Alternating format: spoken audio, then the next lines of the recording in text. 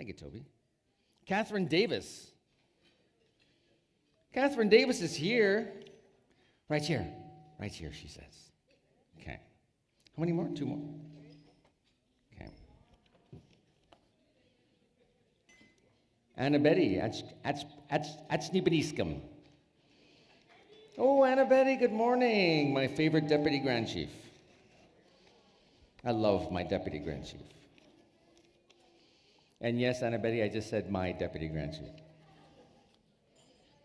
Margaret Carpenter.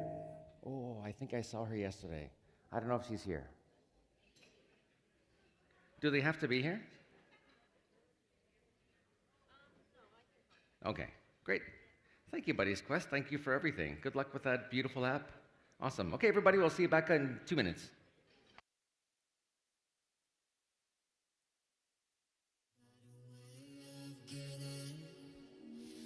Everything I want, what he needs from me. I can see the way he's watching.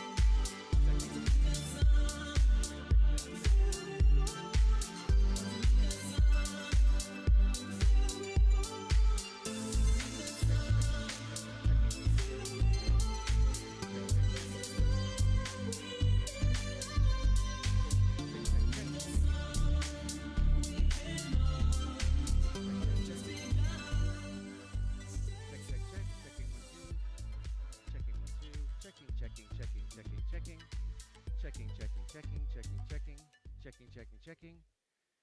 Checking, checking, checking. Checking, checking, checking. Check, check, check. Check, check, check. Check, check, check. Check, check, check. Check, check, check. Check, check, check. Check, check, check. Checking 1 2. Checking 1 2. Checking 1 2. Check, check, check. Checking 1 2. Checking 1 2. Check, check, check. Checking 1 2. Checking 1 2. Checking 1 2. Good morning, everybody. Good morning, everybody.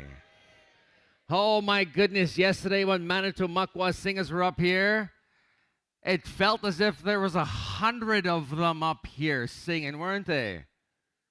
Backed by popular demand. Yeah. We're going to start off this morning by having this beautiful, beautiful group come up and start us off and center us to make sure that we have the best day possible. Everybody, let's have a massive round of applause for the incredible Manitou Makwa singers.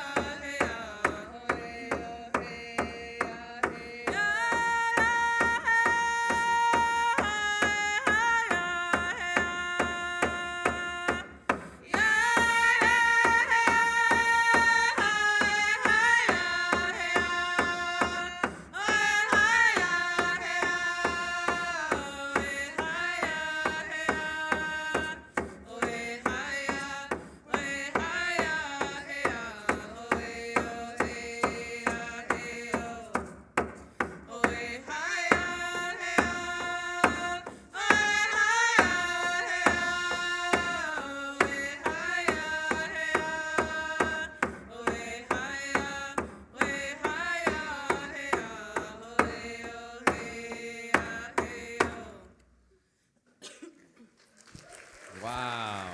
Beautiful. Beautiful.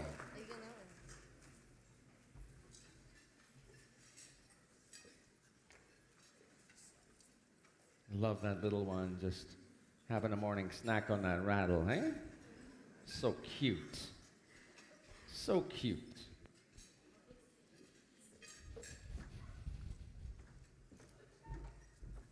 By show of hands, who met some cool people yesterday? By a show of hands, who's looking forward to meeting some more cool people today? Ever. Awesome. By a show of hands, who's cool here that wants to be met? Yeah.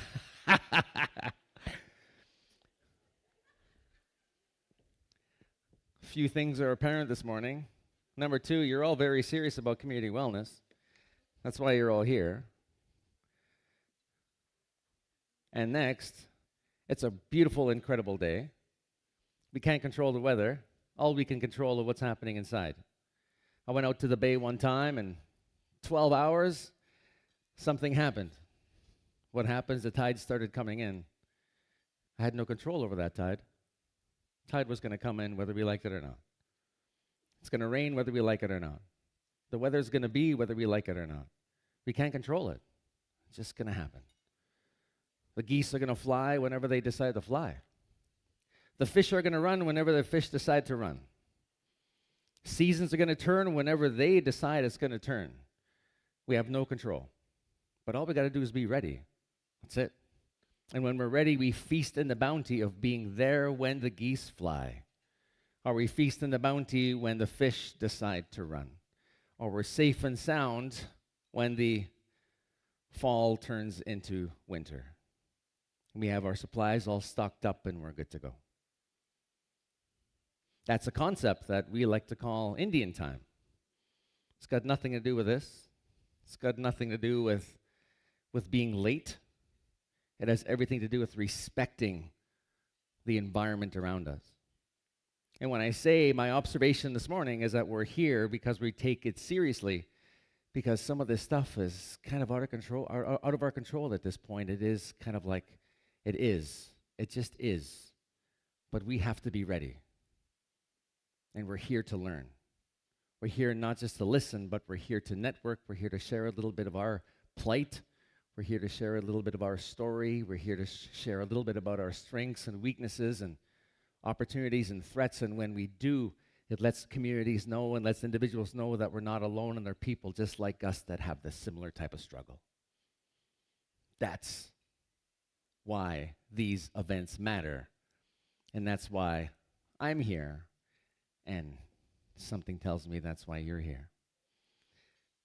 So I'm really, really honored to be here with you all.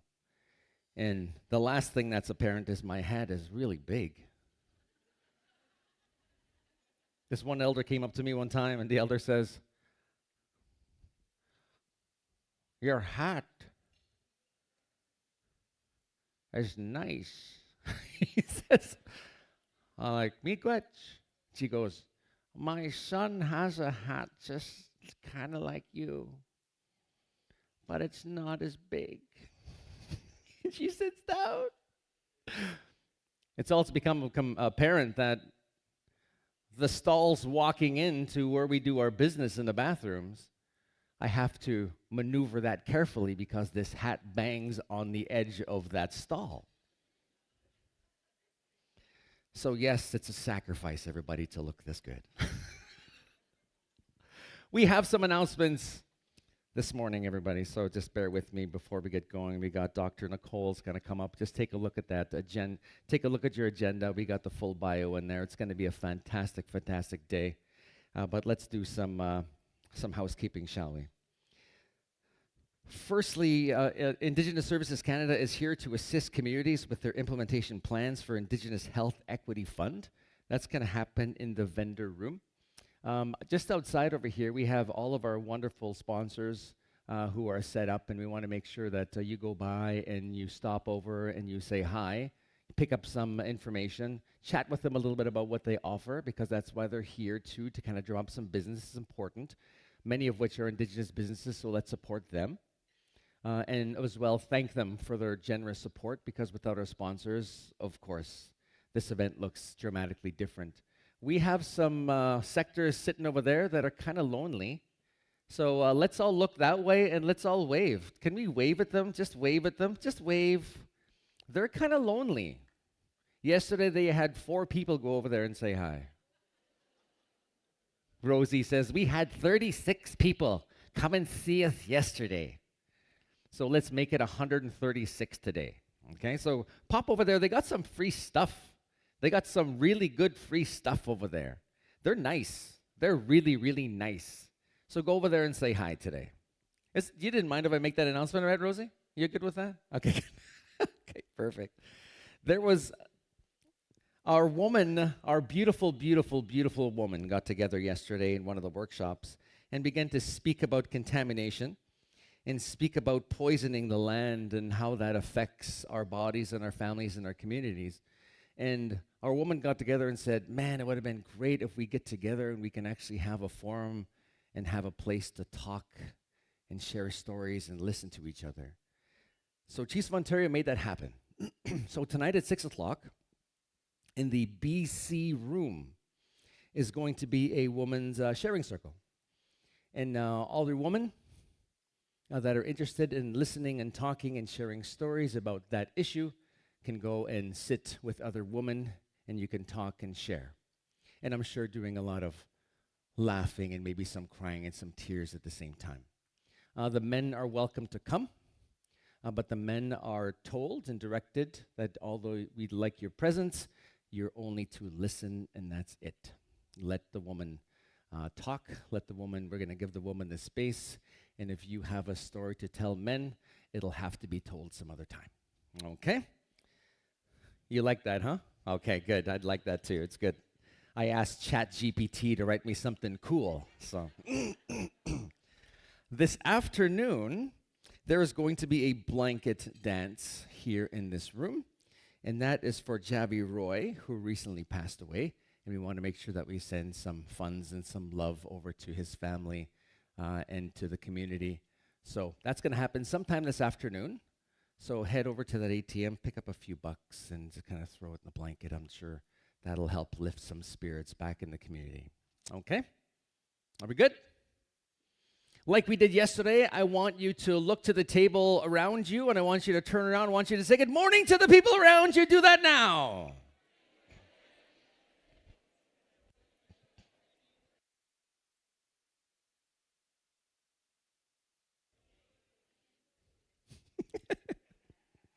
Now I want you to turn around. I want you to look at somebody cool and somebody maybe you have eye contact with somebody you haven't met, and I want you to go like, can you zoom in? Can you zoom in right here? Are we able to zoom in on me? And I want you to look around, maybe 2-3 tables away, and if you establish eye contact, I want you to do this. And when you do this, that means I'm going to talk to you later. I'll give you 30 seconds, go.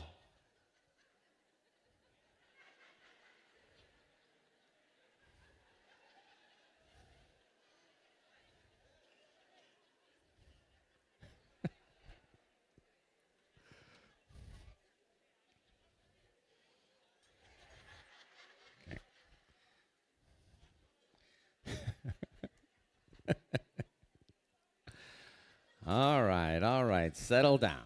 Settle down.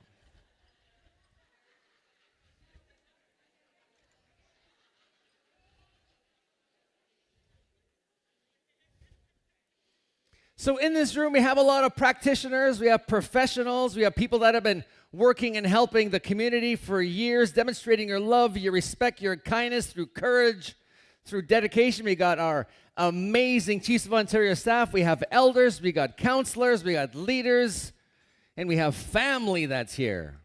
How? What a beautiful, beautiful room. Give yourselves and each other a massive round of applause. Come on, let's go. It's day 2.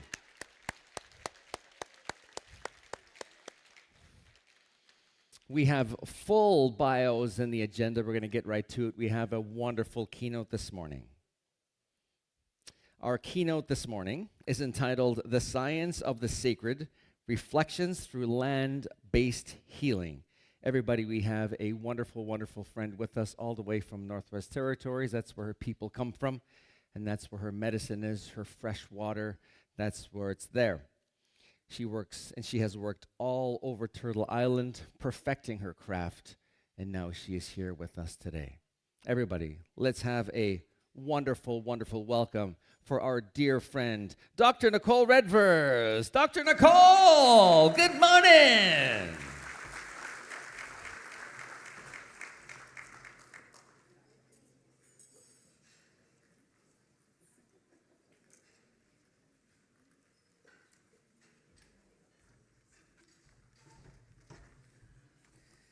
Well, I want to know what kind of coffee you're drinking in the morning, because I think I need that amount of energy.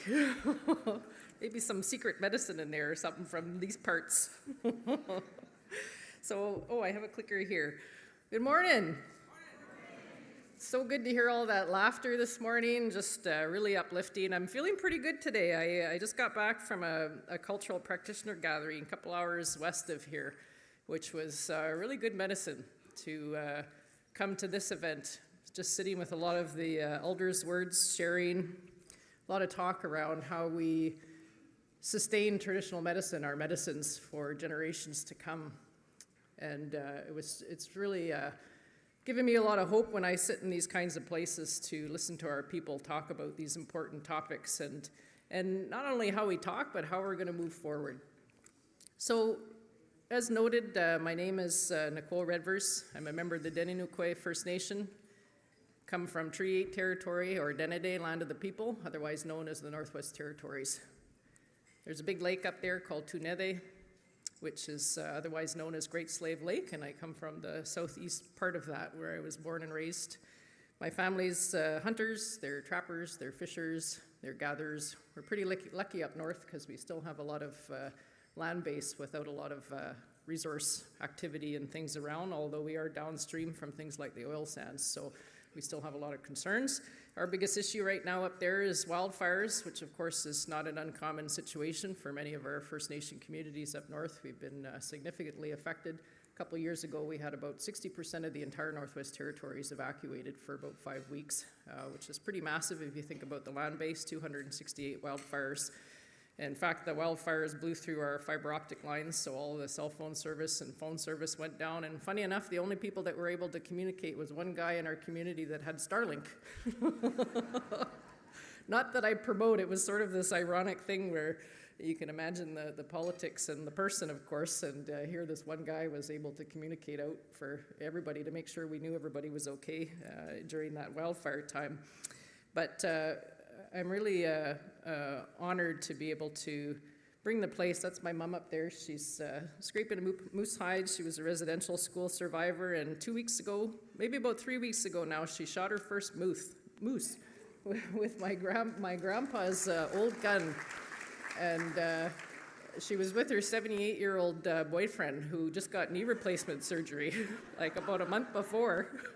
They shot it in the water, didn't call for help. They dragged that darn thing down the river, pulled it up on the boat and cut it themselves, but he couldn't bend over, so she had to do all the cutting. Our people are tough, eh? They're really tough. And I was really honored to go back last week, about a week and a half ago, to have some of her moose meat. Because back then, a few hundred years ago, our women used to hunt all the time up there. But colonization came and it became a men's job usually, so the men went out and did all the hunting. But I hear stories all the time of our women hunting because, of course, our men would go up into the barren lands to hunt caribou, and the women would be left there. So, of course, if a moose walks by, they're not just going to wave at it. He's coming to honor himself. So it was really, really nice to hear that story from her. And my mom to two girls, a 15-year-old and a 12-year-old. They keep me on my toes, like I'm sure many of you that have kids with it. But my family line is the Benayas. My great-great-grandfather was a signatory to Treaty 8. Benaya means sore eye, and I didn't know that until recently, and I've had eye problems my whole life. So it's kind of ironic, these things, that you bring with you with these names, because clearly he was named that for a reason. So when it comes to today, I want to, it's really important for me to position myself in that way of where I come from. And although we think about it situating ourselves within the lands and the geographies that we come from, for me it's a form of accountability, because I don't come here just as Nicole. I come here as a member of the Inuit First Nation. So as soon as I invoke that collective, as soon as I invoke community, I'm bringing a community with me, and there's a responsibility in that to be able to honor in the way that I speak and how I present myself. This accountability really is to Salatina, or all my relations, of course, and extends across our boundaries and borders, across our treaty lands, into this interconnected woven spider web that we all find ourselves in, this patchwork quilt around the globe of Indigenous peoples. It's also really important to note that my Indigenous way of being, knowing, and lived experience really has been informed by tens of thousands of memories that live in my region's stories. And stories are our main method, our main methodology, if we could say, if we're using those big Western terms. And I really like how George Kajati, our Southern brother, describes this. And he says, the culture's vitality is literally dependent on individuals in community with the natural world. Indigenous cultures are an extension of the story of the natural community of a place and evolve according to ecological dynamics and natural relationships. So because of that, I must honor my elders, past, present, and coming, because this is not my knowledge, anything that I share. It's not my expertise. It really is bound by those tens of thousands of years of memories stored again in my region's stories, but also honored by many of the pieces of wisdom and the beautiful people that I've been able to meet and honored to meet along the way. Any of my Indigenous clinical and research methodologies, there's a lot of words that are often thrown out that I think are really important, that have been encapsulated in terms of health and well-being frameworks, things like responsibility, things like reciprocity, things like rematriation. All of these kinds of components, relevance, respect, are really integral, I think, to the way that we think. For me as a past clinician, I was trained as a naturopathic doctor, worked about 11 years in my home region, trying to bridge the gap between Euro-Western sort of forms of healing and our community ways of working with the medicines as well. And all of these elements of consideration with regards to respect, with regards to reciprocity, responsibility, with how we think about our health and well-being is really wound up in the understanding that we have relationships with everything around us, no matter what they are, small, big, micro, up to the meta level. And how we actually think about this is really wound up in our relationships to land. And when I say land and when I write it, I'm very purposeful. If we write Joe or Cindy or Mary on a paper, we always capitalize it, right? So when we think about land, I'm saying that in a capitalization way, land. And it makes an impact when we're communicating with funders and others about the level of respect and the image that we have of this land-based. So land with a capital L, if we think about, our strength-based relationships to land, how do we be able to mobilize that understanding, that conceptualization to a framework for health and well-being? And for many of our communities, we've had that for thousands of years. It's been muddled in recent times because of colonization and the colonial mind. And trying to be able to shed that off is not an easy process sometimes when you're bound within the structures of funding agreements and grants and putting together funds to be able to do programs for usually just short periods of time. So the conceptualization or thinking about something is very much different to the relationship to something. The idea of how we formulate our relationships in many communities that I've seen around the globe is really through a deep and fundamental understanding of interconnectedness. And interconnectedness has many different words and framings in many languages around the world. But ultimately, if we think about turning this interconnected relationship into a methodology, into a method for health and well-being, being inspired by the thousands of years of memories that are stored in each and every one of your regions, and bringing that together in a framework of wellness, it becomes very powerful, very, very powerful in terms of what's possible. All of us, no matter where we come from, have natural laws. From my region, we call them Dene laws. Some people translated them into original laws or original instructions, first law. These natural law, first law, my case Dene law, informs our Indigenous knowledges within our areas because those natural laws come from the land. Indigenous knowledges stem from understandings of natural law, first law. Our Indigenous knowledges are operationalized through traditional protocols, which give us a guide, a framework for how to walk in the world in a good way, which leads to health and well-being for communities. So again, Indigenous knowledges mobilized from understandings, respect for natural law, which again are rooted in land as well as rooted in our relationship to Creator, are operationalized through traditional protocols, which give a guide and framework for how to live and walk in a good way in the world. The map's been there.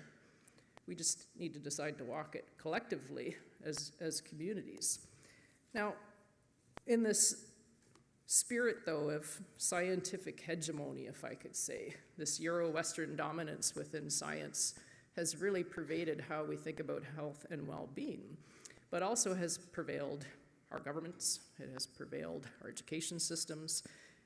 This idea of knowledge democracy, this ability to think freely, has really not prevailed in the Canadian environment because Indigenous knowledges have been significantly marginalized since colonization. And although we've seen some movement forward, particularly in health and well-being spaces, particularly in scientific circles, it's still a struggle within those areas.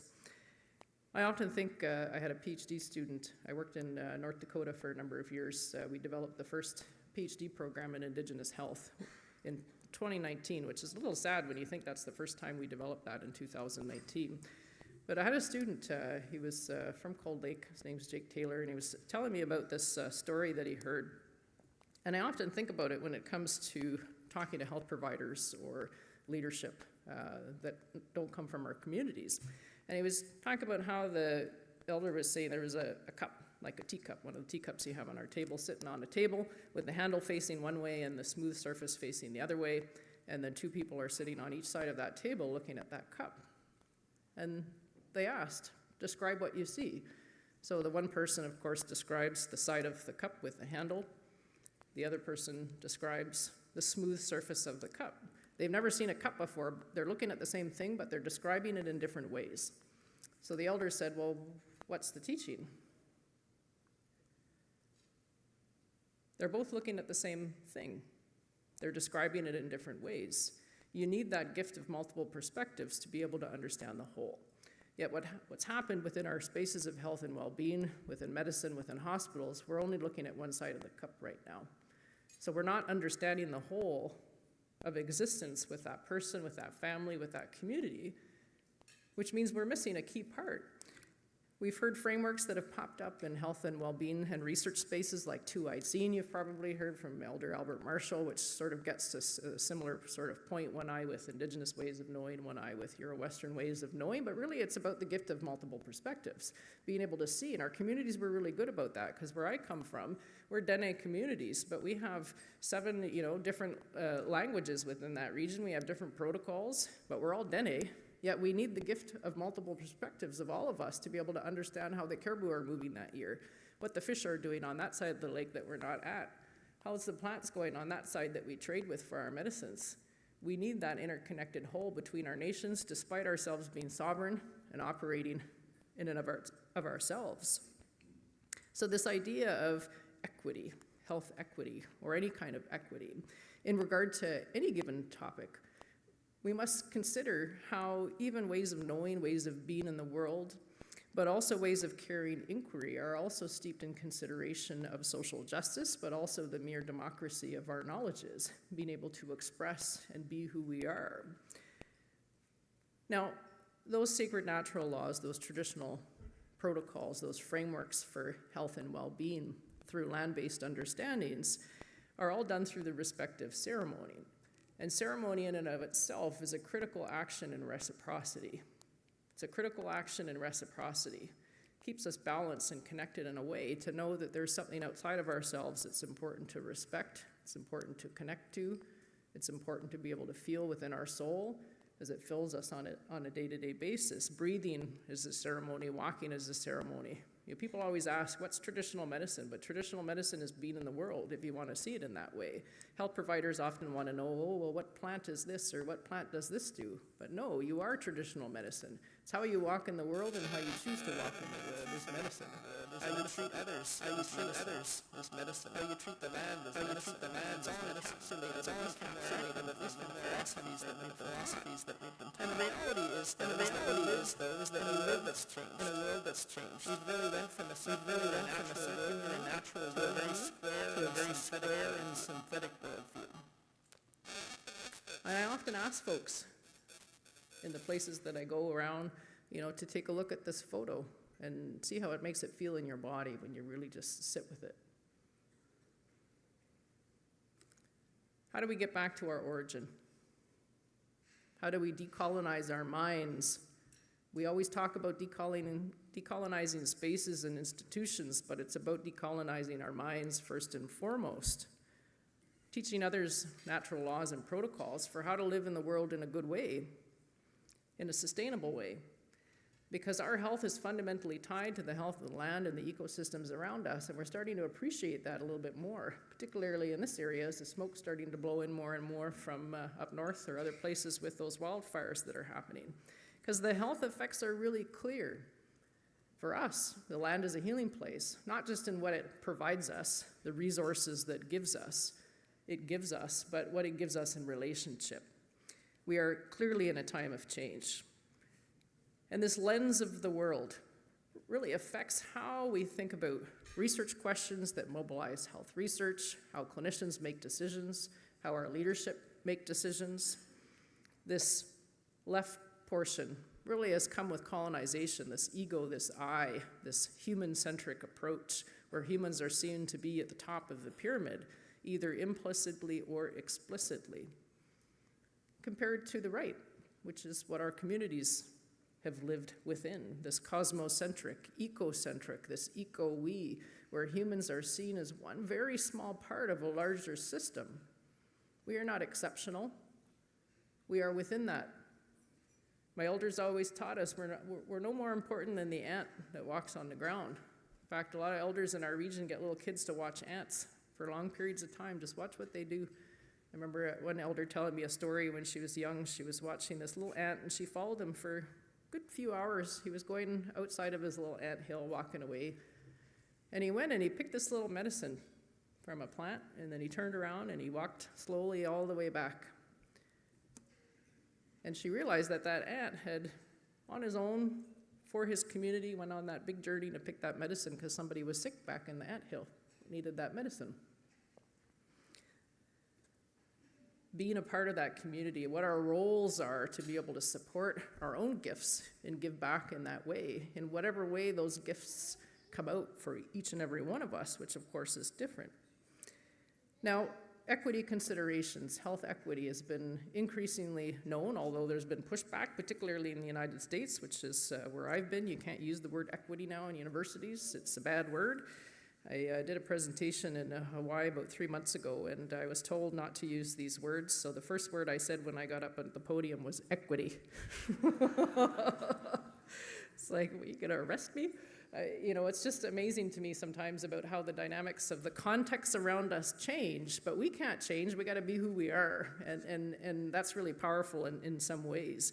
But these equity conversations, have been important. But what's shown here on the screen is not only health equity from a human perspective, but an interspecies equity approach, a land-based equity approach, considering all of these other dynamics that come into that. Now, this interconnected nature I talked about before, these natural first laws, in my area, Dene laws, overseeing all of our other understandings of our knowledges, of our protocols, and of course our applications for healthy communities and a healthy planet. And we have something called Earth-centered jurisprudence systems, which is basically the understanding that there's a unity of natural laws between us, between the water, between the animals. We all operate, and I think even in the introduction this morning was told, of course, that when the tide come in, you can't change that. It's going to happen. If it's going to rain out there, it's going to rain. We're all operating under these laws. But what's really important, I think, is that for the vision of a healthy future, and this is important for the wider community, Indigenous peoples have understood this innately, but for the non-Indigenous relatives out there, the understanding, of course, that we need to create the conditions that really enable the overcoming of this misunderstanding, this dissonance between this idea of being in nature, where we just go walk in a park, or we're going out on the land, where really nature is a part of us. We are in and of itself nature. We've heard this from elders for years. And the way that I often talk about it to healthcare providers as well as scientists is that, they like to use their brains in some ways. So often ask people, how many people know where the water comes from out of their water tap? Like which water body? How many people know where their water comes from? Just show of hands. Yep. So about maybe a little more than half, 70%, 60, 70%. I've been in rooms full of doctors and providers where maybe one person puts up their hand or two people. I love asking kids this question, though. They come up with the coolest answers. Where does your water come from when you turn on the tap? And then I ask people, you remember way back to high school biology, if you learned what % water your body is, and depending on if you were born male or born female, maybe let's say around an average of 70% or so. Terms of water, how much water we're made up of. And then I ask particularly medical students, it's a good quiz item for them, how often the cells in our body turn over. Because all of our body parts are made up of little cells, bones, hair, all of these components. And they don't just live forever when we're born. They turn over and they recycle and rejuvenate on a regular basis. Some of our cells turn over a lot slower, like our bone cells, and some a lot quicker, like our gastric cells, maybe every 6 weeks or so. But if we give like a general average of about 3 months or so, our body's refreshing itself, which is an important concept because it means that when you make life changes, healthy decisions in your life, your body is able to restore itself in some way. So let's say an average of about 3 months that your body turns over. So I've been in southwestern Ontario. I've been in London for the last few months, although I've traveled a little bit. So if I've been in London for about 3 months or so, 3 months of cellular turnover, the water that comes out of my tap comes from Lake Huron and Lake Erie. There's 2 big pipes that come from each of the Great Lakes. So I'm sitting over there and I'm standing over here as 70% Lake Huron and Lake Erie. And each one of you are sitting here as the rivers and the lakes of where you come from. We're all water bodies sitting here. So if the water's healthy, we can be healthy. If the water's not healthy, we can't be healthy. So this idea of being interconnected to our land spaces and land used in a holistic way is not just a symbolic or metaphoric narrative, it's a physiological reality that the health of the waters is the health of us, because we are 70%. But what it also means is when I travel places, if I go to Maori lands, keep hitting this, if I go to Maori lands or if I go to Africa, or I go back home to my community for a few weeks, I'm picking up water in all of those places and I'm bringing a piece back to me, with me, wherever I'm coming from. And then you think about those water molecules, because they don't dissipate. They've been around here for a long time. Right in me right now, right in you right now. Could be water molecules that have once been in Lake Turkana, somewhere on the other side of the world, maybe in the sky, floating through the clouds, dropping down into the Brazilian Amazon, floating down those rivers back up into the sky again. All of those water particles are embodied within the water that you have now because of this interconnected nature of the planet. There's power in that. Imagine the amount of wisdom that the water has picked up along the way over thousands of years that now sit within each one of your bodies.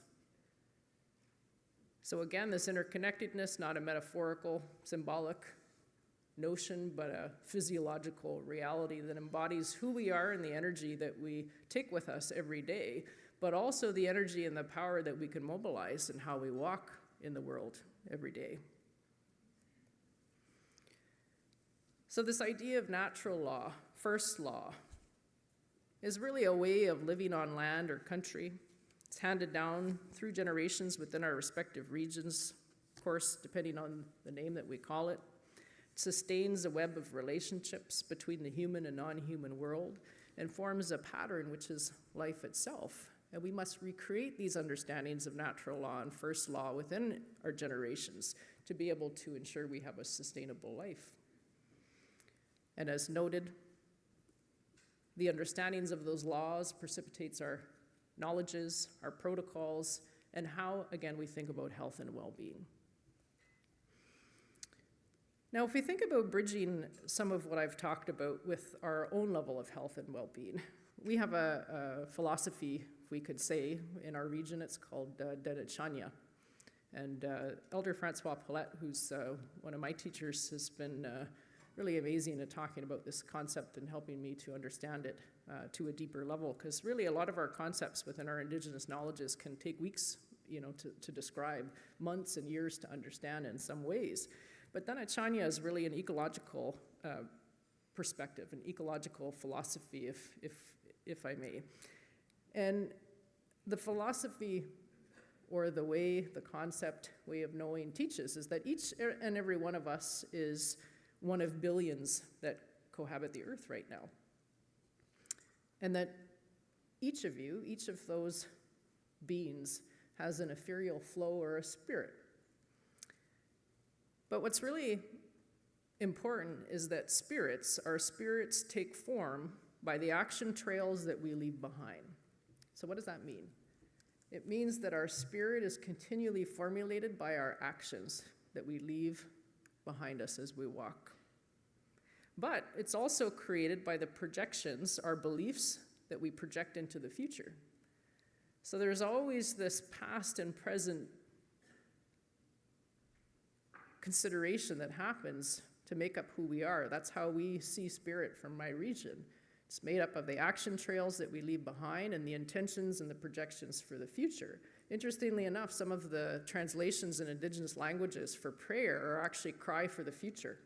A projection for the future, an intent of what we're setting our place, an intention of what we want to see, our gratitude, our thankfulness for where we are and where we're going to walk, intentions for our children and our grandchildren. We're setting those projections forward, we're setting spirit forward, but it's being informed by the actions that we create. Now, every time that we have interactions with people, if you meet people here today, that teaching says that it creates knots in the spirit world. Little knots every time you interact with another living being, whether or not it's a dog, or there was a dog yesterday at our gathering. It had a big little, coat, and it said, free hugs. So gave him a hug. Creates knots in the spirit world, every time. And every time that we create these knots, it creates almost like, if we could think of like a spider web or a cobweb. If you've ever walked into one of those, you see. Well, what happens when you pull a spider web or a cobweb? Everything goes with it, right? Everything's interconnected. So our actions, for one, in our community affect that whole cobweb in many ways. So it's why this understanding of balance is so important. So for our spirit to live in harmony, we need to understand these interconnections. But also, harmony doesn't only mean just living in harmony with others. It's with everything, with all life on earth. And from our Dene perspective, this balance of mind, body, emotion, spirit is incredible, but sometimes it's the suffering itself that gets us on the path we walk. And that's really important from a healing journey standpoint, because it is sometimes the suffering. We will have suffering as a human species, and sometimes it is the suffering that gets us on the path that we walk. So with this, the path we walk as humans is very fluid. It's not set. We can set intentions for the future. Our actions will create a part of who we are. So we need to ensure that the path we walk is engendered, of course, to our commitment to wellness for ourselves, for our people, for our communities, and for the planet as well. There's this beautiful berry. It grows around the Great Lakes area. It's not chokecherry, it's chokeberry. It kind of looks like a blueberry, actually, but it tastes a little bit different. I was introduced to this berry when I was down south working in the Dakotas, and I took a lot of time with it because it was something new. We don't get a lot of diversity of plants up north just because of the cold weather. We're more meat eaters, but we love our berries and stuff in the summer and our plants, but we only get them for a very short period of time. So I always like to learn about different things, and I was really honored to be able to talk about this berry and share today, because we were asked from the community down south of the medicine line that they were having a lot of trouble getting funding for traditional food programs for various things within the community, whether or not it was for the kids programs, whether or not it was for the health clinics or the hospitals that they were running. And they kept getting pushback to say, well, they're telling us that there's no research to support the fact that our foods are healthy, which is always mind-blowing to me, Like, you need a study to tell you that a berry is better than a hamburger. But this is the reality sometimes in terms of the pushback for funding. So we really sat with this for a while. And this chokeberry, it grows traditionally around Great Lakes areas. It's an incredibly potent food medicine. Like many of our medicines, it's not exclusive to this. But if we actually consider the ecological components or the land-based components of this berry, it was really put on this earth built with resilience. It's one of those very, very hardy, tolerant plants. It can tolerate wind, it can tolerate different soil textures, it can tolerate different soil moisture levels as well, pH conditions, everything. It just is hardy. It stays around where it needs to stay around. And because it's so great at adapting to wet soil, when there's big, large rainstorms that we tend to have now followed by drought, it's one of the few plants that actually keeps the soil intact for all the other plants around it. So it kind of acts like a little land supporter of all of the other ecosystem components that are around it. But also, the berries are so tough that they'll survive into the winter. So if the little birds or the squirrels or whatever didn't have a good year of collecting their foods, they can rely on chokeberry still being around even into the winter times as well. Also, it's one of those things that acts as a protection for animals and insects. So because it's so wind resistant, little creatures and little insects will go in there and be protected from big winds that are coming. But if we actually think about now the energetic to the physiological level for us as humans, regardless of what we're talking about, berries or otherwise, if we break this plant down into its smallest components, so if we kept breaking down the particles in these berries all the way down to the energy component, the atoms, the energetic bits, we see that there's a lot of interesting things about this plant. When we go to the physiological level, there's all these different kinds of good chemicals, and I say chemicals not in a bad way, but all of these good sort of components, I guess, antioxidants that help to protect our body. There's antioxidant, antiviral, anti-diabetic components in here as well. But I kept remembering going into ceremony a couple times with one of my elders, Bessa Blondin up north. She's a Satu Dene elder. And I was asking her sometimes, because she always used to say when she was talking or doing different things, she would see people switch, and she'd go like this with her hand. She'd just use her hand. People just switch. Right there, they switch. And I kept thinking about what that meant. She was using it obviously as a spiritual and an energetic component, but for me, I thought, okay, well, if you feel something, even though it's energetic, there's a physiological reaction to that. And if you go on the deepest level of reaction in your being, it's in your genetics, right? We're born with genes, not our blue genes, but we're born with a map, basically, with each of us. And how I've been taught is that that part is the soul part. Our spirit is the energy part, and the soul part is our DNA, where we come from, the bloodlines that we carry throughout, our soul piece compared to our spirit piece. So that soul DNA piece is really responsive to the activities that we do day to day. And you might have heard in some of the conversations around the impacts of residential school on our epigenetics. There's a word called epigenetics, which is basically the expression of our gene. And there's a couple of researchers that have looked into the impacts of residential school, aligning it with some of the impacts that have happened in the Holocaust, where they were able to determine that if somebody experiences great trauma as a part of their lived experience, it can actually change the expression of the genes. It doesn't change the genes or DNA, but it changes the expression of that. But not only for that person, but that expression of the gene was now able to be passed on to future generations, which is mind-blowing when you think about it. Something that happened to, great-grandma with the expression change in the gene can now be passed on generationally going forward. So I thought, okay, well, if that's the case, if trauma can make such a profound impact on the expression of our genes, what does our ceremony do? What does our traditional foods do? What about the opposite? What does love do? If trauma and fear can do it, why can't the positives do it too? So then I said, well, maybe this switch is at the deepest level, this expression of the genes. So we talked to community and we said, why don't we find out if we eat this berry, if it actually changes the expression of our genes? Because that's the smallest we can get. And if it can change the expression of our genes, then we know we're operating on a very deep level with our medicines. So we decided to develop a study. We actually got funding from the National Institutes of Health, which is similar to like a CIHR funding body in Canada here for health research. we had to call it a clinical trial, even though it was a food. We didn't want to call it a medicine just to raise, any of those kinds of issues with some of the research boards. So we did a food. We gave people chokeberry juice for about 6 weeks, and we checked the expression of their genes, not their genes, but the expression of their genes before and after for our American Indian relatives down there.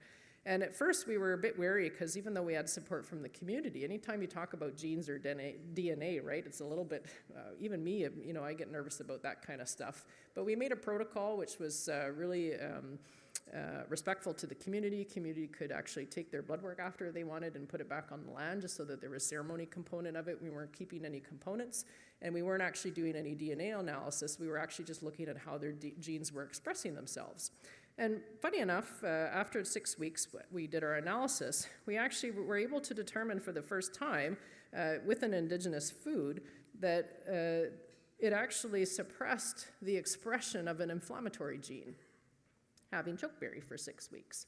So it suppressed the ability of the body to create inflammation at an epigenetic level, which is pretty darn amazing. So for that, I said, okay, well, if one of our berries do that, what if we were eating 3 of our berries, plus our buffalo, plus our moose, plus doing ceremony, plus having our medicine teas, plus having a good mind, not eating a lot of processed foods and sugars? What does that then do to our epigenetics? And in my mind, all of those things have the ability to create that shift change on a small, fundamental level, because there's an energy shift in the mindset when we start taking care of ourselves and prioritize our own health and well-being. But then we actually create the intention of interacting with medicines, whether it's our food, whether or not it is the plants around us, whether or not it's the people, because people are our medicine too, surrounding ourselves with people that uplift us. So this ability to think about all of these deep interconnected levels. Yes, we have these micro experiential pieces where we interact with people, we interact with foods, we interact with medicines, but that all sits within a context of where we are in place. I went to go pick up medicines a couple weeks ago back in the Northwest Territories back home, and it was supposed to be this lovely 2-hour canoe ride, just sitting there down this river, and about halfway through, the water level started getting lower and lower and lower, and all of a sudden the canoe just stopped. We were only about halfway there, and we've been having a crazy drought up there just because of climate change impacts. And the mud, if you've ever been in the bog, of course, is fairly sticky. But I was really happy because I was with my dad and my partner, and he only brought me tiny little rubbers, and they only had 2 pairs of hip waders. So, of course, I looked at the men who had to put the hip waders on, and I got to sit in the middle of the canoe while they pushed the last half hour to get to the medicines. But when I got to the medicines, you're supposed to pick them underwater, and there was no water. It was like gardening, just walking on the ground and picking them. And this is the context piece that's changing for us, and it's going to take a lot of consideration how we keep up our own well-being with these climate impacts at the same time while mobilizing the balance that we need for those. Because my concern is in a couple of years, if that drought continues, are those medicines still going to be there anymore? I might just walk out to that place now instead of canoe, but that medicine needs water. It won't survive without it. In fact, some of the top parts were already starting to dry out and rot a little bit because they're not embedded in that water like they're supposed to be. But that food is also a really important favorite food for the muskrat. So then what happens to the muskrat now when that food's not available? So these considerations are there, even though our experience of people wanting to interact with our medicines, we have these context situations that are happening that are really being impacted around the world. And then, of course, the meta level or universal level is sort of the feedback loop of our spirit, our relationship to Creator. And if there's any disruptions along those pathways, it makes it very difficult for us to be able to mobilize our own health and well-being in a really good way.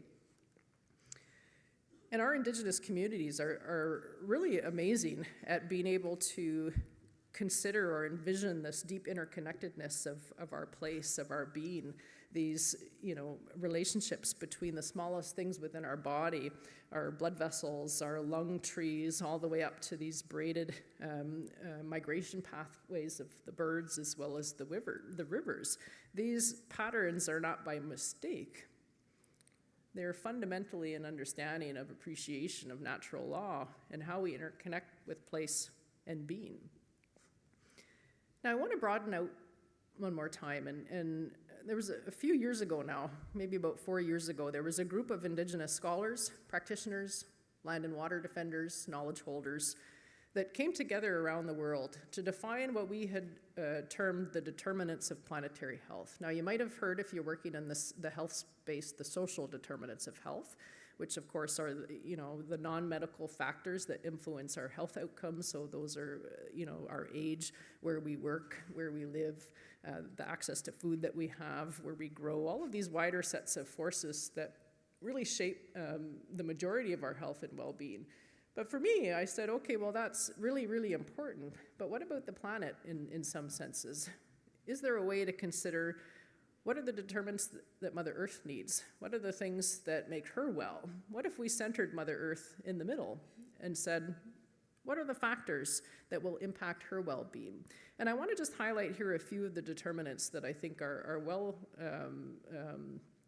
much less appreciated, I should say, in non-Indigenous centers, but also is not really connected sometimes to our medicine systems, which in my mind it should. And one of the main points that we noted for determinants was the human interconnectedness within nature. And we said specifically that ecological demise, or the destruction of Earth, points to an impaired human relationship with ourselves. Because again, humans are nature and not apart from it. So there is evidence in our broader society, a loss of an ecologically or land-bound cultural identity. And this disconnect from nature manifests as a fragmented and dissociated identity that cannot recognize itself as part of a greater system. And when you can't recognize yourself as part of a greater system, it makes it easier to project predatory and abusive impulses onto the environment. So this ideology, this viewpoint, this lens of the world of independence comes about, and it results in a sense of entitled ownership, a kind of perception of the natural world, our lands, that relates to it through transactional relationships that do not have a sense of responsibility, care, and love. And this worldview will only continue to perpetuate planetary harm. But the other less appreciated determinant of planetary health is that of Indigenous peoples' health. Indigenous peoples right now make up about 6% of the world's population. We live on about 22% of the Earth's surface, on every livable continent. Yet, that 6% of the global population currently stewards approximately 80% of the remaining biodiversity on the planet. 6% of the global population, made up of Indigenous peoples, currently stewards approximately 80% of the remaining biodiversity on the planet. So when Indigenous peoples have their land, have their culture, have their sovereignty, have their self-determination, have their medicine systems, we will have greater well-being. And when Indigenous peoples have greater well-being, we're able to continue to steward approximately 80% of the remaining biodiversity on the planet, including 1/3 of the remaining old-growth forests.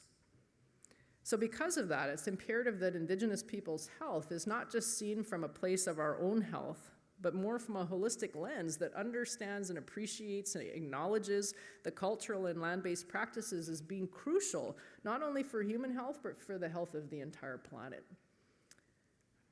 Imagine that on a funding grant program. We're not only funding for our community right now to be healthy, we're funding for the planet, because that is the reality that's happening. When our communities are well and we're taking care of our lands, we're helping everyone.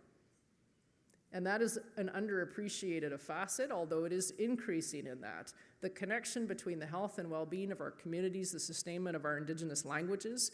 We know very clearly that the areas in the world that have the highest amount of biodiversity are the areas with the highest amount of Indigenous language speakers. That is a fact. The higher the amount of language diversity, the higher amount of biodiversity in a space. And we hear constantly from elders that to be able to enliven ceremony, to be able to understand the medicines at an appreciative level, the language component is incredibly important with that. All of these things being interconnected, languages, our medicines, the land, all of these components in a holistic way of life. And of course, our food systems are automatically wound up with all of these. Our ability to see our interconnectedness within nature affects things like the chokeberry, affects the medicines that I was trying to pick a week and a half ago, affects the moose that my mom shot a few weeks ago. We've been having a lot of issues now because up north we don't have ticks usually. But because of the warm weather, all the ticks now are starting to go up north, and we're finding when we get our hides, they're full of little holes, so it's hard to make moccasins and that kind of stuff. Now, all of these impacts are collective. So we concluded our paper, this work, stating that Indigenous voices are a powerful and beneficial, solutions-oriented force for Mother Earth's well-being and for all living beings that inhabit her. We therefore call for an inclusion of wisdom that is not mere knowledge or information, but is an insight that comes from the heart of Mother Earth. In the complexity of the current issues we face, we will play a key role.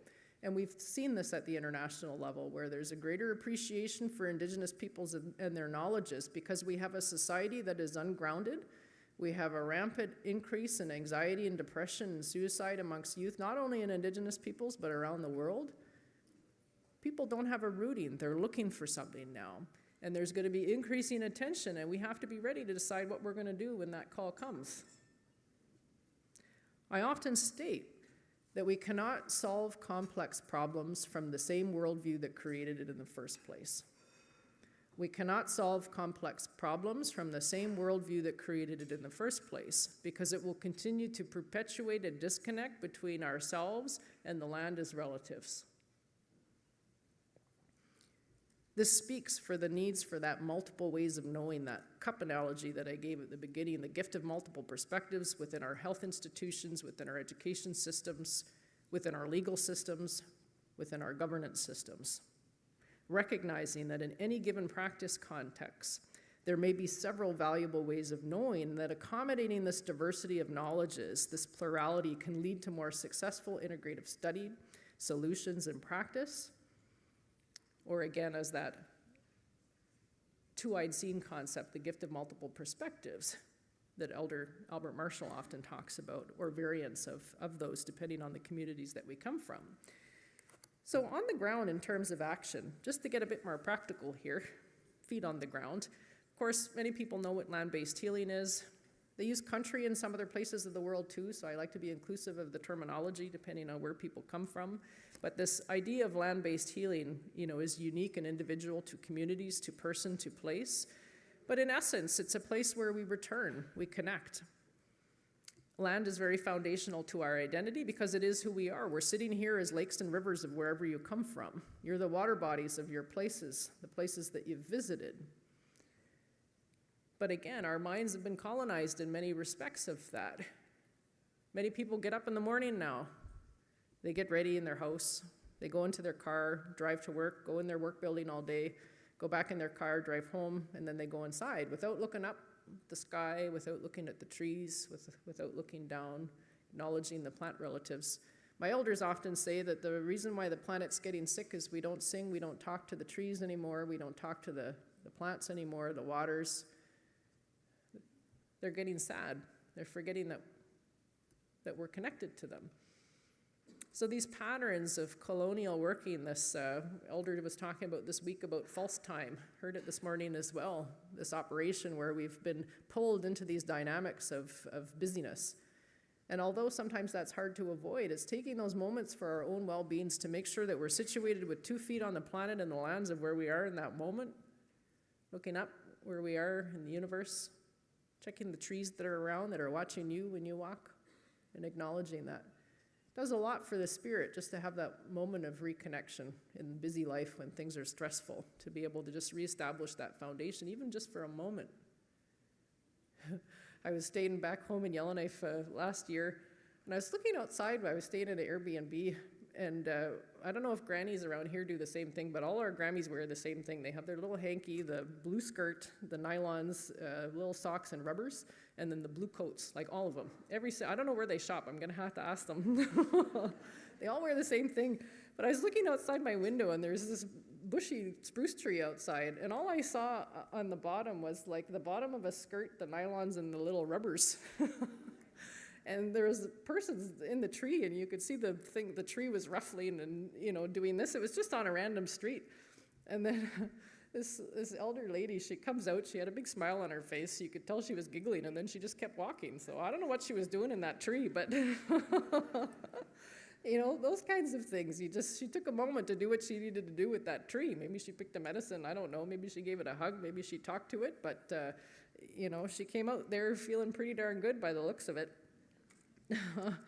Now, when it comes to land-based healing, these connection points, one of the things I really want to highlight, because we've done some work over the last 8 years up in Yellowknife, thinking about, okay, well, land-based is great, but a lot of our relatives can't get out on the land, either due to lack of resources, maybe they don't have land around because of resource or toxicity issues that are happening, our unhoused relatives, of course, on the street. And what was really important, I think, for me in thinking about these definitions, and this was actually my sister, Jennifer Juniper Redbers, that developed these as part of her master's work. And I really loved the terminology she used with land-based healing, because when we think about land-based healing, for me anyway, it doesn't have to be out in the middle of nowhere. Land is any place. It's in a garden, it's in a backyard, grass, it's with a tree, it's out there. But what's key, though, is that it's intentionally spiritually cultivated to be a place that's land-based. There's a spiritual connection and connectivity and a purposeful relationship making that happens with that land for it to be land-based, for it to invoke land-based healing. Because in our Indigenous ways of knowing, land is not just a thing that's there, but it's really understood to be an active participant, a host even, a partner to the person engaged in the healing. And in our land-based healing work, we often had elders who sometimes people would come in and they would have a hard time sharing, They would say, like, I'm not ready to talk. So a lot of our elders would just send people over to a tree, to a bush, and just, let them know that the land will listen to you then. If you're not ready to talk here, then talk there if you can talk anywhere. Let the land accept your tears. And trying to see that land again as a partner in the healing process is an incredibly important point that for me can be invoked anywhere, even with a plant inside. So back in 2018, we gathered Indigenous elders from our area, First Nations, Métis, and Inuit, across Nunavut and the Northwest Territories, really for the purposes of trying to think about what urban land-based healing might look like in the context of our traditional protocols, given that most often it was out at land camps and buried spaces. And we really wanted to think about this very carefully, and we wanted to ensure that given the urban space and the diversity of Indigenous peoples, because in places like Toronto, as you can imagine, there's First Nations that come from all over the place, as well as Inuit. How do you be able to bridge protocols from different peoples, ensuring that we're respectful, of course, of all of these components, but ultimately really wanting to combine Indigenous cultural education with a safe space, traditional Indigenous therapeutic interventions, our medicines, our traditional counseling, in a wilderness urban setting, so it was still in a park-like facility, to really serve our marginalized populations. And that's really who we focused on first, was our unhoused relatives, those facing lots of addictions on the streets, and really wanting to create a space, bring the land to them in some respects, so that we could facilitate this reconnection to our culture. And it's located within city limits, so if you go to Yellowknife today, you'll be able to visit this camp if you so choose. Everybody's welcome. And it wasn't an easy process, because as you can imagine, setting up a camp in the middle of a city, tent camp, there's a lot of pushback that happens with city officials. So we had to be very strategic about this. And it took us about a year and a half, I would say, to, I don't want to say fight mostly with the fire marshal, actually, as opposed to the city. But we had a lot of support from different people, but we heard the same comments over and over again. People are going to destroy the land. You're going to get broke into. They're going to vandalize the tents there. People are going to be sleeping in there. There was all of these sort of usual things that come from the stereotypes around. They're going to leave garbage everywhere. We kept hearing these things. But ultimately we pushed, and I brought an elder with me in every single meeting that we had with officials from the territories, the federal government, the municipal level, business owners around talking about this, went to City Hall. And we're fighting to get this land camp up. And what we said was that no, our relatives are going to take care of this place. They're not going to destroy this place. This is going to be a place for them. It's going to be their place to steward. And those elders were absolutely right. So when we created this land place, we ended up, after a year and a half of fighting, being able to get the city of Yellowknife to create a reconciliation bylaw that allowed us to bypass all of the regular city regulations for $1 to gift us this land. Having said that, before that, we did have to write up a fire plan with the fire marshal that included them drawing an architectural drawing of the teepees that we were going to put up, including having fire-rated teepee canvas, which wasn't an easy feat. But thankfully, we were able to bypass those too, as long as our structures were a certain number of feet or whatever apart.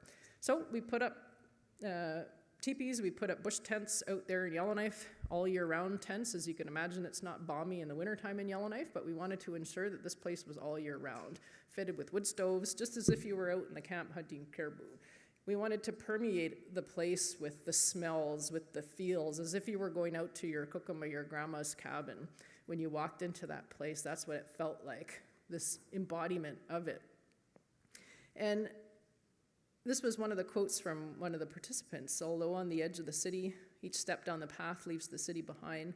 The sounds of traffic are replaced with the sounds of birds, the crunching of the gray gravel beneath my feet. My spirit feels lighter as I approach the camp. There's a feeling of peacefulness here, a place where you can feel the warmth of the fire on your face. The popping, crackling, and smell of the fire brings a calmness, a feeling of openness. You are safe here, you can talk here, you can listen here. So what I want to do now is I want to actually take you for a few moments to this camp and prepare to, we did a video a little while ago, and for a moment you can be in Yellowknife in the Northwest Territories, see the place, feel the place, and see what we've created and been operating for 8 years for Indigenous health and wellness within our community. So I'll ask the tech people and I'll maybe just sit down. Maybe we can dim the lights a little bit if it's easier, I don't know.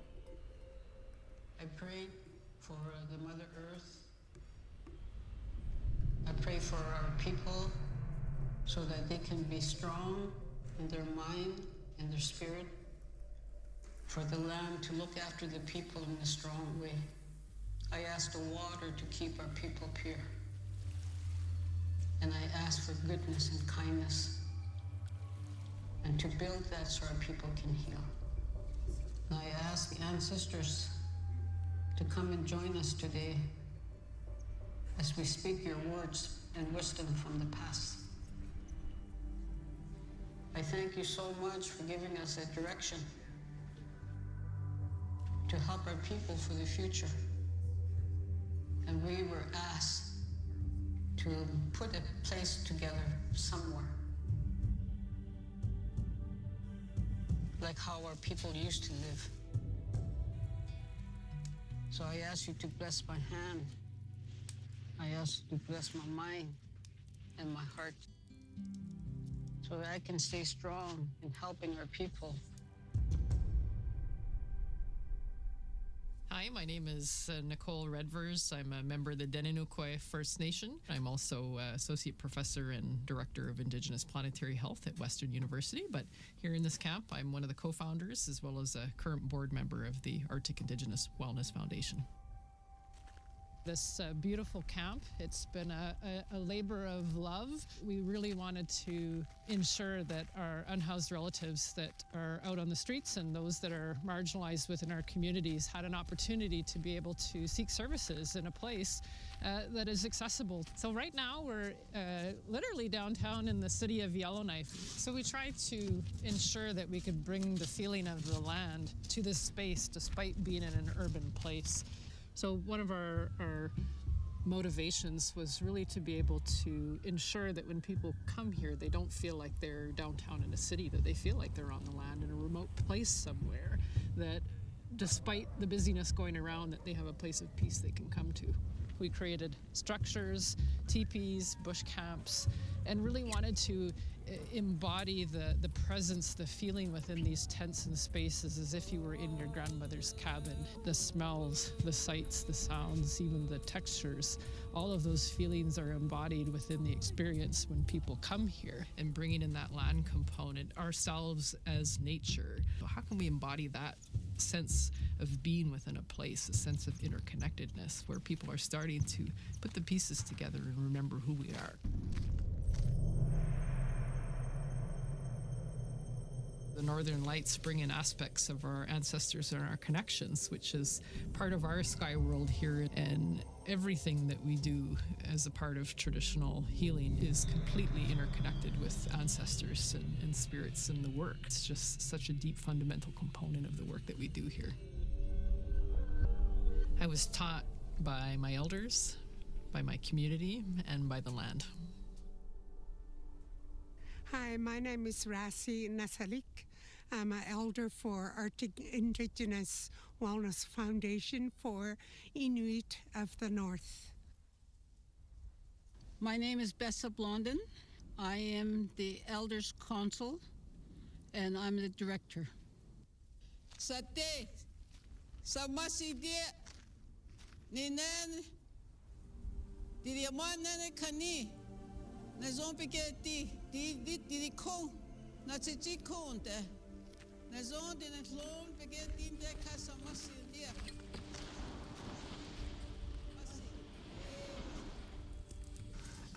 Since we're part of Arctic Indigenous Wellness Foundation, we serve Inuit, Dene, and Métis.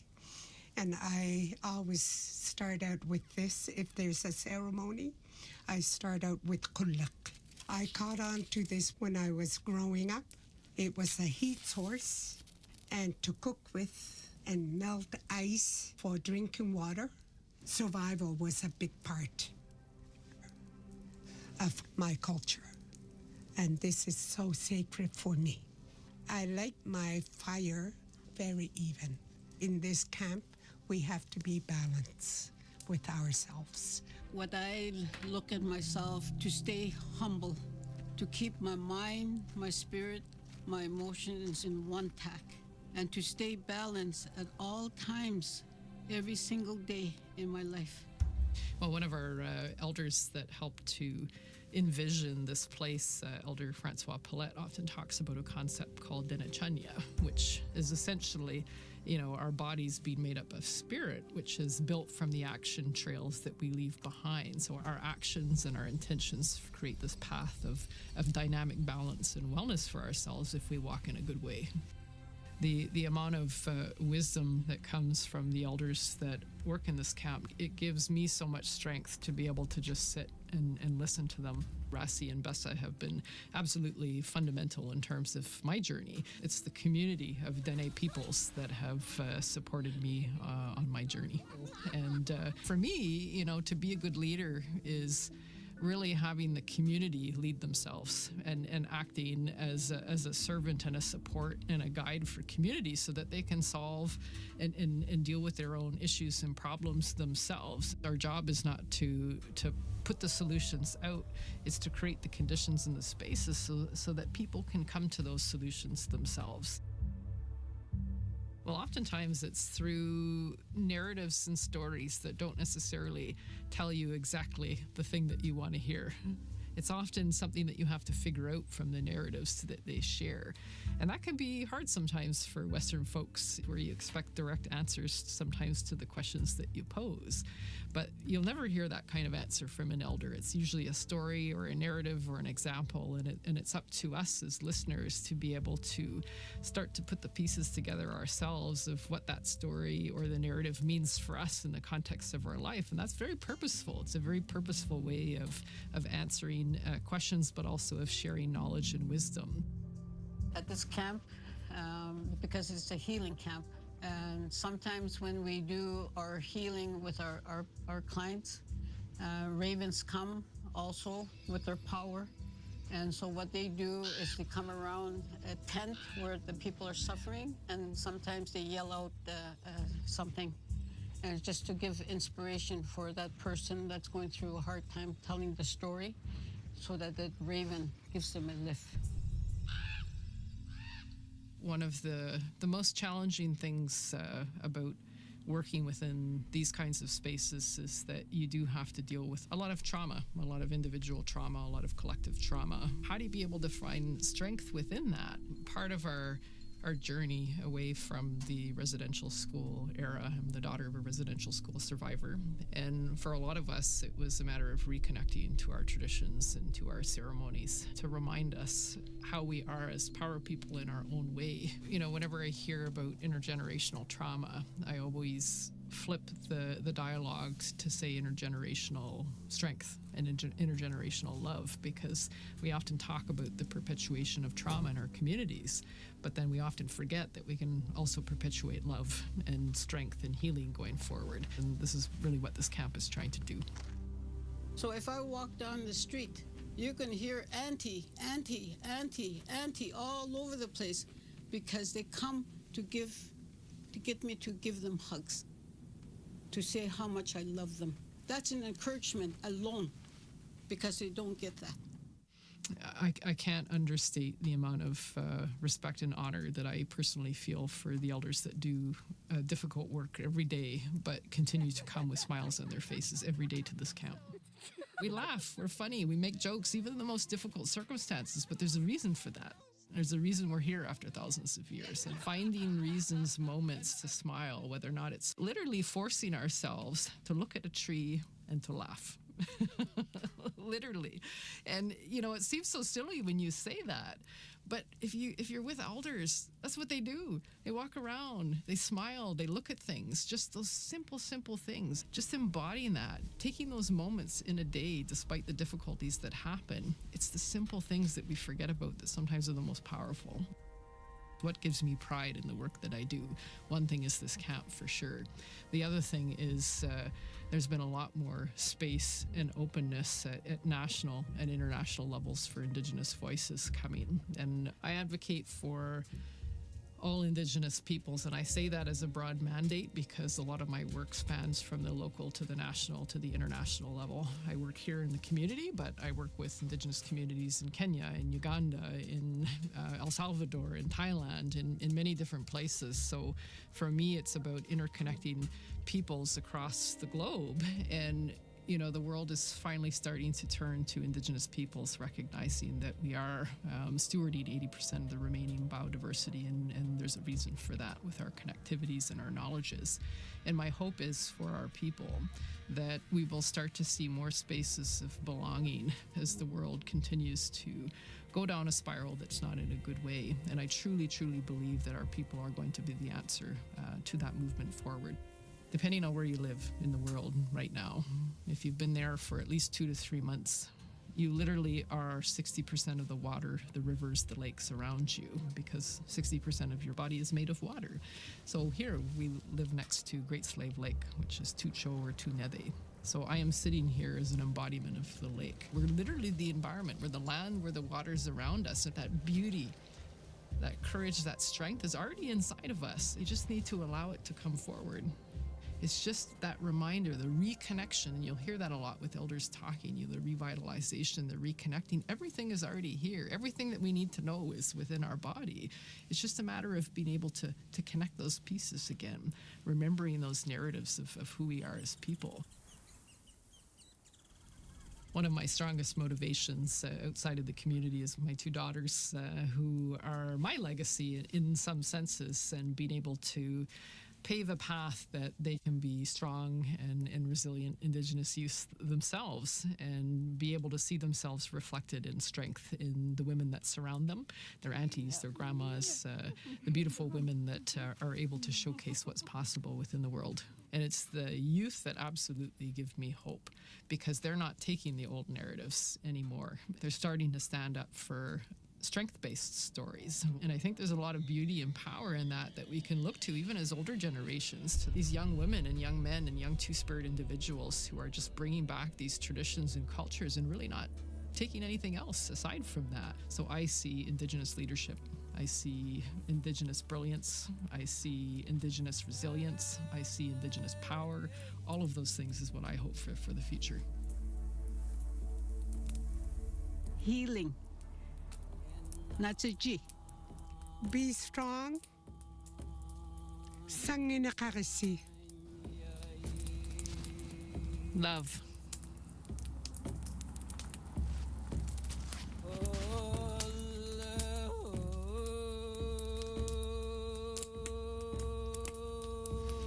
want to thank the Creator and the spirit world. And I'd like to thank the water, the sun, the animals, and all living things that the Creator has created. I say thank you for today and all our ancestors for helping us every single day and guiding us to be who we are today.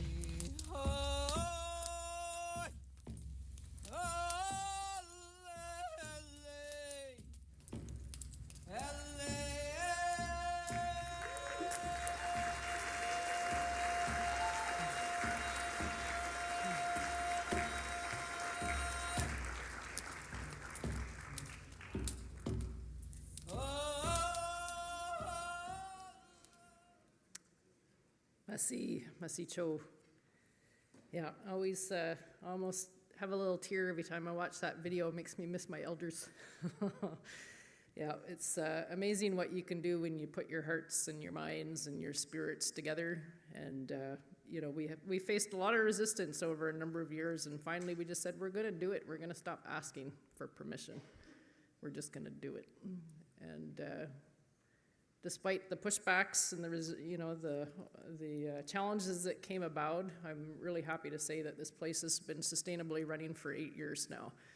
Anybody can go and access traditional healing services or traditional counseling services in Yellowknife, but we also have connections now to Indigenous Services Canada for sending people from around the region in the Northwest Territories, but also Yukon and Nunavut as well, given the fact that we do serve Inuit peoples as well as First Nations and Métis too. So these things are possible. They take a lot of perseverance. They take a lot of creativity in bringing our resilience together. It's not easy work, of course, as noted within the video. But what's really important about this is, for me, it not only stems the individual, the communities, and the families, because we do often bring families in for healing as opposed to individual, because we realized very quickly early on that when you take an individual and you work with them, they got to go back oftentimes into a not very healthy environment. So we started bringing all the families, the kids, the couples, sometimes even the parents in all at once for a whole week just to work with them in this space.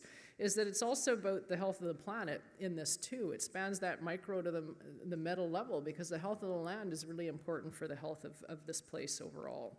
So, medicine for us in many ways is everything. It's our culture, it's our language, it's scraping moose hides, it's cooking our traditional foods, our medicine. That's a picture in the top corner of my two daughters when we were walking back from our cabin once just outside Yellowknife. And they're always, kids fighting and stuff. So just this natural moment coming back after 4 days out in the land where they just held hands walking back. And it just made me realize, how important it is for those times and spaces, regardless of whether or not it is out in the land or whether or not it's an urban place or a home that's cultivated with that spiritual connectivity to land bases overall. So, if we think about the embodiment of a place like the Arctic Indigenous Wellness Foundation camp, and then we translate that to, some of our institutions right now, whether or not it's universities where our health providers are learning or our education systems.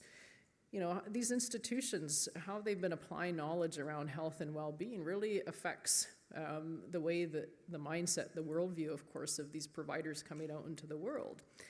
Why can't land-based healing be available to everyone? Because for me, just as I gave the example about an individual getting healing and then going back sometimes to not a very healthy family, we could extrapolate that to our own communities where, yes, our Indigenous communities can go through healing processes, but they're still in the context of a very toxic world right now. And for us as Indigenous peoples, we carry very deep interconnectivity that has lessons to be mobilized, not necessarily in our protocols or the things that we're not supposed to share, but the importance of a good mindset, of a good way of being in relationship to the land that can inspire other populations as well that also need to be on their healing journey for us to be able to all live on a healthy planet together. So in thinking about that and thinking about places like universities, how can we go from one way of knowing to ecologies or multiple ways of knowing? How can we go from these hierarchical structural practices to communities of practice, disconnection to reconnection, fear to wonder and awe, this human-centric to this more eco-centric approach, despair to hope, domination to participation, hegemony to inclusivity, me to we, knowledge transmission to relational care. How do we think about balancing out this Western, Euro-Western scientific paradigm that has pervaded and foundationed our health and well-being sciences for so long.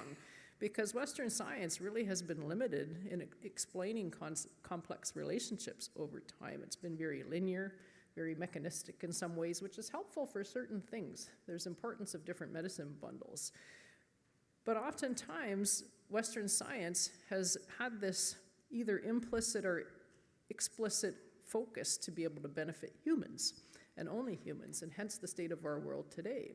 Whereas if we think about Indigenous science overall, which has been really underappreciated but increasingly talked about in many places today, this systems-orientated, ecologically based orientated networking approach. And if we think about Indigenous science, overall as a definition, it's contextual, it's holistic, it's symbolic, it's non-linear relational, not limited by time, and uses the collective observation of its people to explain natural phenomena, both through real but also metaphoric narratives. I noted before, complex problems cannot be solved from the same worldview that created them in the first place, as it will continue to perpetuate this disconnect. So we need to stop this aligning of so-called different areas, animal health, human health, planet health, really to be able to operationalize this interconnectedness, even within our healthcare systems. Healthcare systems, if it were its own country, would be the 5th largest global greenhouse gas emitter on the planet. It would be the 5th largest country if healthcare systems were its own country. It is an incredible potent contaminant for global greenhouse gases as well as contaminants, and there's great movements right now to figure out how can a place that's supposed to create health be creating so much harm on our planet? And how do we even think about sustainability within the healthcare systems itself, which is a lot of work being done around that right now. Now, in the context of evidence-based information that often is permeating grant reviews, projects, we need to prove evidence-based. I often say evidence-based for who? Because if you actually look at the studies that a lot of grant funders require to be able to rationalize why we need money, it often is not inclusive of Indigenous peoples or their communities. So evidence-based for who? So I always flip the narrative, and that was part of one of the reasons for this book, The Science of the Sacred, was that evidence-informed information is just as important. The evidence that has been informed by thousands of years of practice, of lived experience, of experimentation, of ceremony, of spiritual connection, to be able to know what we know today and why we're here today. Those elders that we saw in those videos, they were the last generation. Rassi was born out on the sea ice, and Bessa was born out on the land, birthed by her father. They had to stop the dog team so her mom could birth her. These were our last generation that were born on the land. These interconnectivities are not generations ago, at least in my region. These interconnectivities are incredibly important to be able to connect to. This Indigenous science was something that we all held within us. We could all do it at some point. We need that baseline of information back, because the reality is, as noted before, the world is changing. We've seen our prophecies in the north starting to come true. I have heard elders talk about when they were small, they had people telling them about the time that the lakes and the ground would start collapsing in and of itself. And now we see, of course, the permafrost melt in our region where we see lakes collapsing. They were told stories about how sickness would wake up from the ground. And we now see evidence of bacteria being mobilized from the melted permafrost in our area and causing human health issues. We heard, and they heard prophecies when they were young about how the axis of the earth was going to start to shift, and that would be a time of great change where we would need to intervene.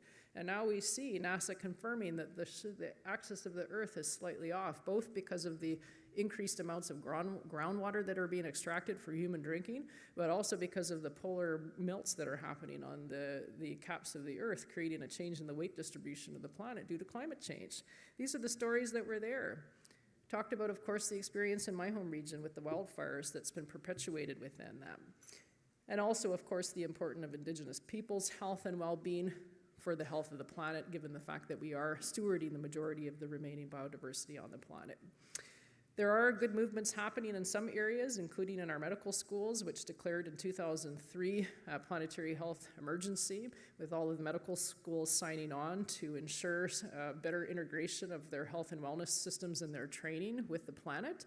These would be unheard of in my mind 10 years ago, but we are seeing some mobilization, and these kinds of declarations and movement, in my mind, can be leveraged by community for a rationale for the importance of funding within our spaces. So I want to end off today with a couple quotes by elders. And I love this quote that was from one of our elders back home, who said, "Land-based is one of those words. It's a beautiful, wonderful term. It's bringing people back to the land and helping them become alive and remembering their humanity and their connection to all living things.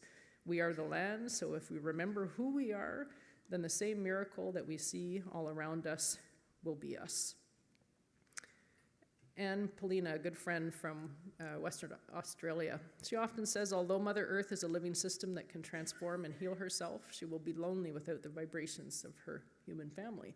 And we see that with some of our medicines in our region, where if we don't pick the medicines, they won't grow. If we overpick them, they won't grow. They need a level of human touch to be able to ensure their sustainability for future generations. And then finally, a poem I wrote a few years back. "I used to think the way to change the world was to speak loudly, far and wide, with fierceness. I know now the way to change the world is to speak quietly from deep within with love." So I want to say masi cho, miigwech. Really appreciate being here with you for the time that we have.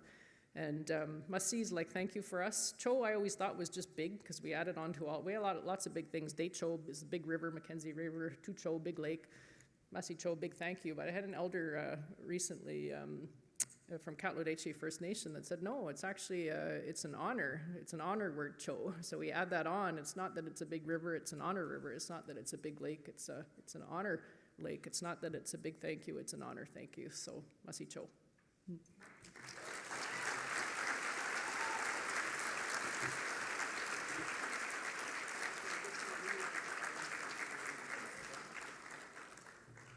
Redvers, everybody. Come on, let's give it up for Dr. Redvers! Yo! Dr. Redvers, I got something for you. Got a gift. On behalf of all of them and their cousins. I thank you so much for your time. That was beautiful. Thank you. Let's go to one more time, everybody. Dr. Nicole.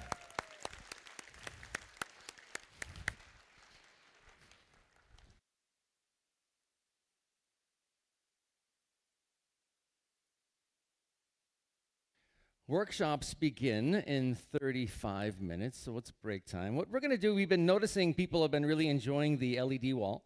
So what we're going to do is we're going to move the podium over during break. And if you and your colleagues, you and your friends, you and your elders, you and your new friends want to come up on the stage and take a picture in front of the LED wall, feel free.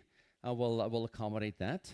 I want to thank the team for moving the podium. I've been getting a lot of requests as well and questions about Shapeshifter events. I have a bunch of cards, and we would love to be able to serve you at your community events, big and small. We can even do a concert for Ernest Munias if you want to. All right? It could be as deadly as that. But we are so honored to be here to serve you in the best way possible. We are proud to be Indigenous. Everybody, enjoy your break. Workshops at 11:15. We're off to a great start. Give yourselves a round. Whoa, whoa, whoa. If you want to come up here, come up here.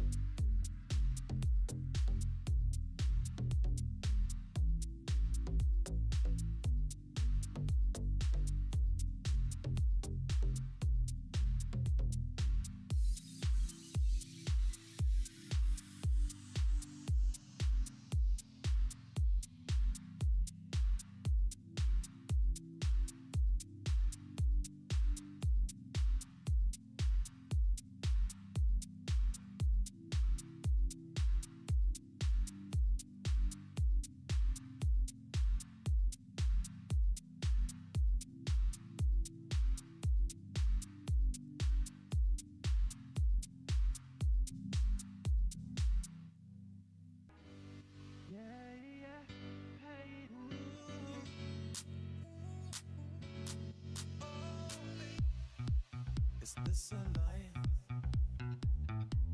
And just a try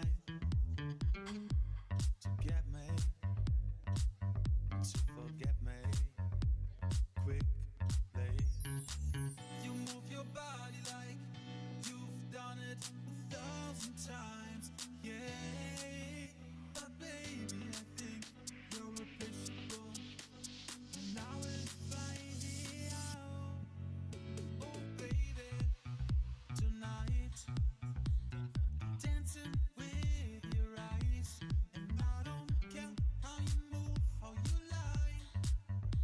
I'm dancing with your eyes. Oh baby, tonight, dancing with your eyes, and I don't care how you move, how you lie. Dancing with your eyes. Oh baby, is this a lie? And just a try to have some fun, break my heart tonight. Oh, you move your body like you've done it 1,000 times, yeah. But baby, I think you're replaceable, and I will find it out. Oh baby, tonight, dancing with your eyes, and I don't care how you move, how you lie. I'm dancing with your eyes. Oh baby, tonight, dancing with your eyes, and I don't care how you move, how you lie. Dancing with your eyes. Don't even try it, baby. Try it, baby. Don't even try it, baby. Don't even try it, baby. Try